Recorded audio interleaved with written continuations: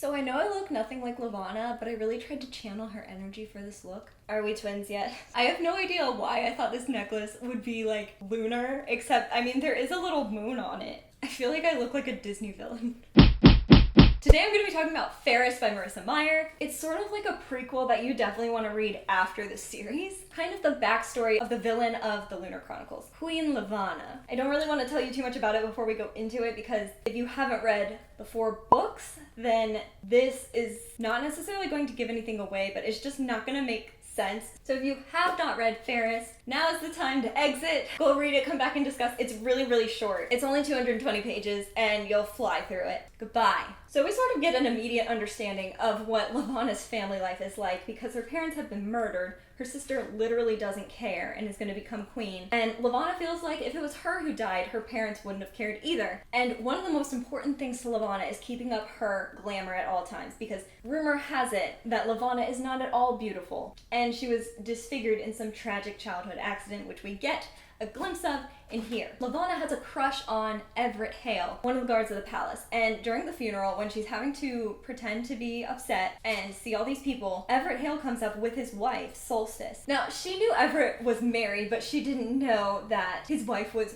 really, really pregnant. And she sees how much Everett cares about her and is taking care of her. She looks really fragile and Levana cannot help herself but go and learn more about Solstice. She knows that she's a seamstress in Artemisia, so she goes to the store and falls in love with her craft. She's an amazing artist and she's wearing glamour. So when she kind of reveals to Solstice that she's Levana, she gets that surge of power where everybody's just so worried and wants to honor her, and she's like, yes, it's an honor to serve me. But Levana tries to bury down that urge because she wants Everett to think she's such a great person. And at this point, Levana is 15 and she's still even though she has a lot of really evil impulses, she hasn't turned the curve of being evil, villain evil. Because she sees her older sister Channery and sees the way she interacts with people, and she doesn't want to be Channery. Even if it came with all the beauty that Channery has, she doesn't want the cruelty and selfishness that comes with it. Oh, it's so embarrassing. Levana is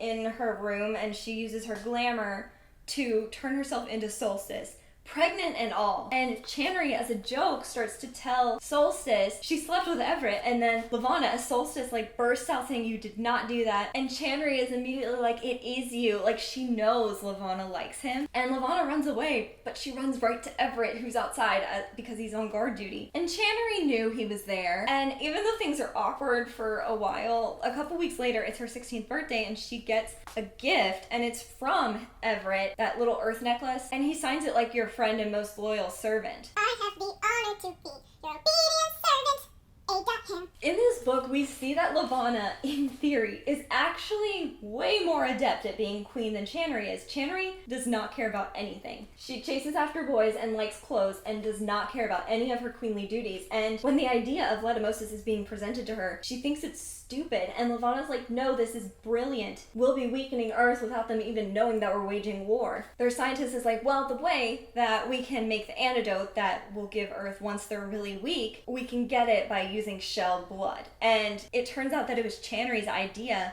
to just round up the shells and keep them in cages. And it's a perfect fit because a shell killed their parents, and so now they're just going to say that all shells are dangerous and need to be taken away at birth. A nurse comes running in and tells Channery that Everett's wife is in labor and things are going wrong. Channery is the worst because she says that Everett can't leave, but then Levana is I'm gonna go into town and I'm taking Everett with me as a guard, even though she's just gonna let him go to the hospital. For a moment, we're oh, that was really nice of her. And then we go to the hospital and she's waiting and she's finding out that Everett's wife is dying, and she's this is fate. She's dying so I can have Everett. And she's even thinking, she's I'll give him time to recover and then he'll realize he's in love with me. And he tries to thank her for letting him go see his wife and say goodbye before she dies. He calls himself her friend again, and this is when Levana takes a step further and is you know I don't see you as just a friend. And it's obvious he feels bad. He already knew that she had a crush on him, and he was I really didn't want to give you the wrong impression, you're really sweet. He does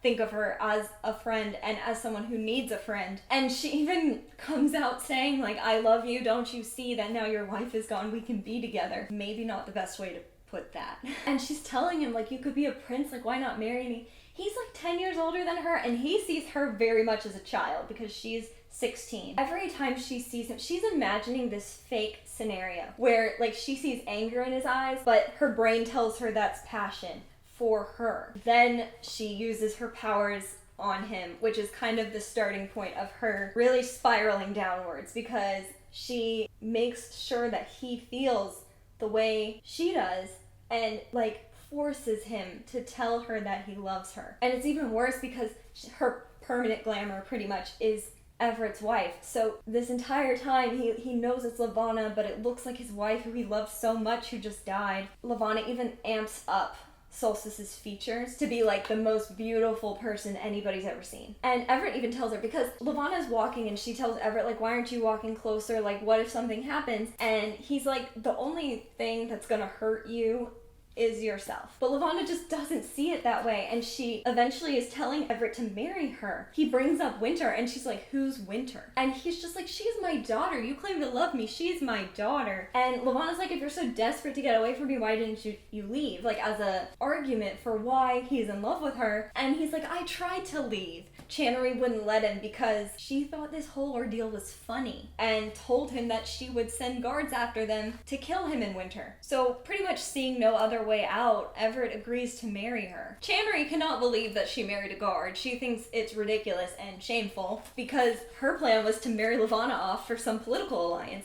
And Levana's saying like, well, now we have Winter, you know, when she's older, we'll just use her as like a promise to other families. But it turns out that Channery is also pregnant, and Levana really wants to get pregnant because Channery's like, Winter means nothing to us because she is not of royal blood. Levana is apparently barren, like she asks all these doctors, and she's like devastated because it looks like she's not going to be able to have her own child. And slowly Channery starts to cough more and more. She eventually dies, and Levana says that the funeral is similar to the one that was given to her parents and that she felt the same way. She felt nothing about her sister dying. Actually, she was kind of happy because after the funeral was over, she was like, it was really hard not to smile because she's going to be queen for the next 12 years because like nobody can rule until they're 13, which is when Célène would be old enough to take over the throne. And the thing is that Levana's kind of good at being queen, like at least in her eyes, and definitely compared to Channery. And she's like really proud that everybody knows that she's better. Yes.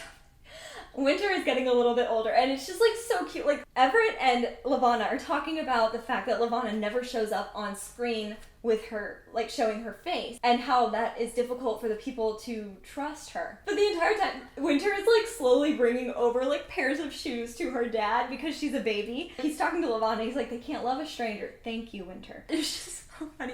I'm just picturing baby Winter like...